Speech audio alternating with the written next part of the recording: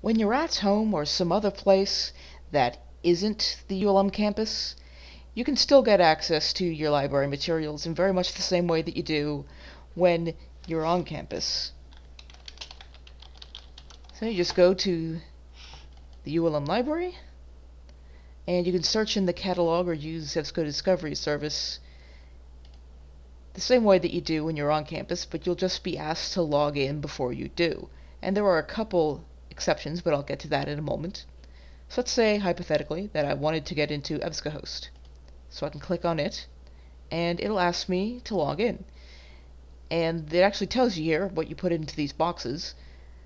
You put your campus wide ID in the first blank, and the second blank you enter your PIN, which is not the same PIN that you use for Banner or something else on campus. This is your birth month and year represented in 4 digits. So if you were born in January of 1922, your PIN would be 0122, like that. So I'm going to log in now, but I'm going to do it off screen because you're not actually supposed to tell anybody what your campus wide ID is.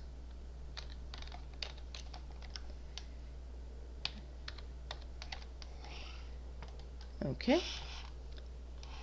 And so it's loading, and that probably means it's good. Alright, there it is. And so another way to tell when you've been logged in properly is that you can see the ULM logo somewhere on the page.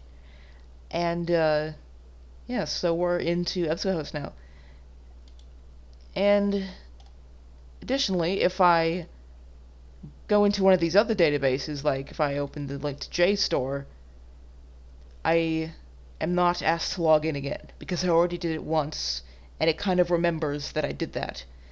And eventually this will time out, and once you turn your computer off, or leave it there for a long time, eventually you'll get timed out of it and logged out. But all you need to do is just log back in again. And there are a handful of exceptions, like the ones with the hearts are free, so you wouldn't need a login for those. There's just 2 with asterisks, and those mean that they're only available on campus. And we have very few of those. And the ones that have crosses means that you need to create an account from an on-campus location in order to use it off-campus. So if you're a regular student, that means that you could make a login while you're on campus sometime. If you're an online student, all you have to do is just contact us at reference, and we'll make an account for you.